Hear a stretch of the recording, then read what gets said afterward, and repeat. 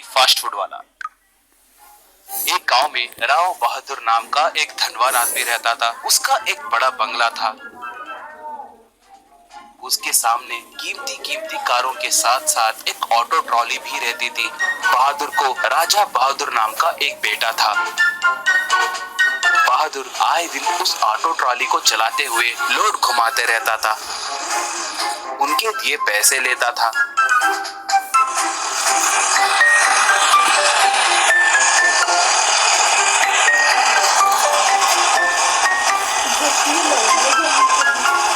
मगर वो ऑटो बहुत पुरानी होने के कारण हर बार रास्ते में ही रुक जाती थी।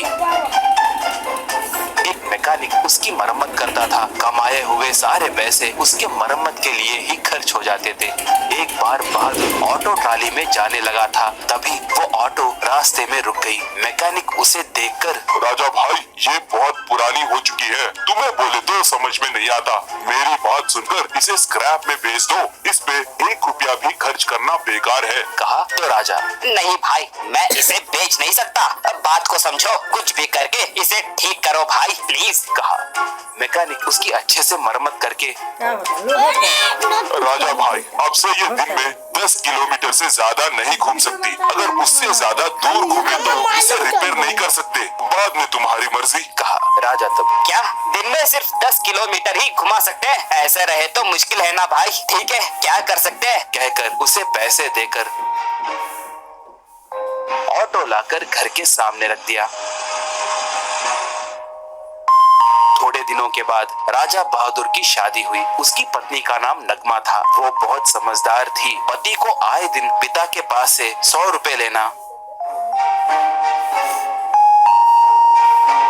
और राजा बिना कोई काम काज किए जब देखो तब घर में बैठकर टीवी देखना, कभी कभार उस पुराने ऑटो में लोड लेकर लौट आना, ये सब गौर करने लगी।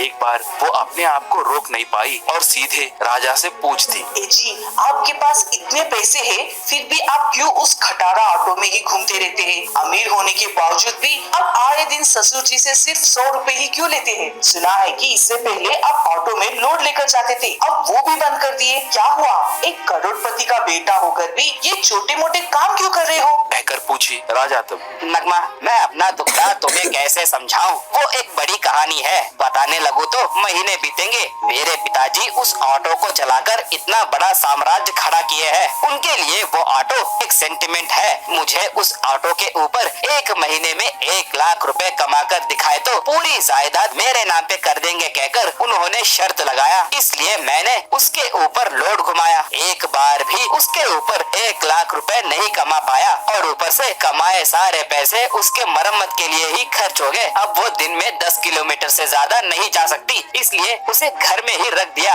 और दिन में 100 रुपए पिताजी बहुत दिनों से देते आ रहे हैं। कहा। नगमा, मतलब 1 महीने में उस ऑटो पे 1 लाख रुपए कमा कर दिखाए तो ससुर जी आपको पूरी जायदाद दे देंगे कहकर बोले। बस वही ना, ये बात आप मुझ पर छोड़ दीजिए। बोली। राजा तब, क्या वो एक खटारा ऑटो है और ऊपर से वो दिन में 10 किलोमीटर से ज्यादा नहीं घूम सकती? उसके ऊपर उतने सारे पैसे कैसे कमाओगे? हम उस ऑटो को एक फास्ट फूड ऑटो के जैसे बदल देंगे। उसके ऊपर चिकन बिरयानी और दूसरे खाने का पदार्थ बनाकर बेचेंगे। मैं खाना बनाना अच्छे से जानती हूँ। मेरा हाथ का बिरयानी खाकर लोग अपना आपा खो बैठेंगे। बोली। पत्नी की समझदारी को देखकर राजा आश्चर्य में पड़ गया। ऐसे वो दोनों मिलकर एक मैकेनिक की मदद से उस ऑटो को एक फास्ट फूड ऑटो के जैसे बदल दिए। नगमा तब, देखिए, हमारा गांव का सेंटर यहाँ से 5 किलोमीटर दूरी पर है। जाकर आने के लिए 10 किलोमीटर होंगे, इसलिए हमारी ऑटो नहीं रुकेगी। बोली। ऐसे दोनों मिलकर उस ऑटो को लेकर गांव के अंदर आए। नगमा वहां पर चिकन बिरयानी बनाई और दूसरे व्यंजन भी बनाने लगी।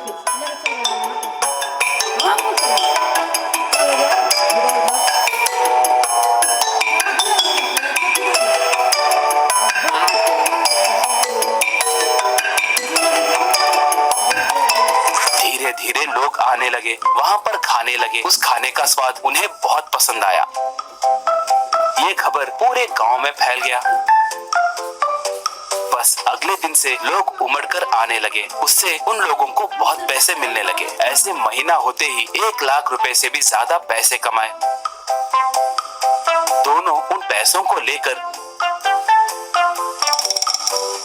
राव बहादुर को दिए। वो तब, बेटी, मेरे बेटे को समझदार पत्नी मिली है। उसे मेहनत किया है पता चलने के लिए ही मैंने वो शर्त रखी थी। अब तुम्हें देखकर मुझे उस पे भरोसा आया है। कल ही पूरी जायदाद उसके नाम पे लिखकर मैं आराम करूंगा, कहा। ये सुनकर दोनों बहुत खुश होकर उन्हें नमस्कार किए।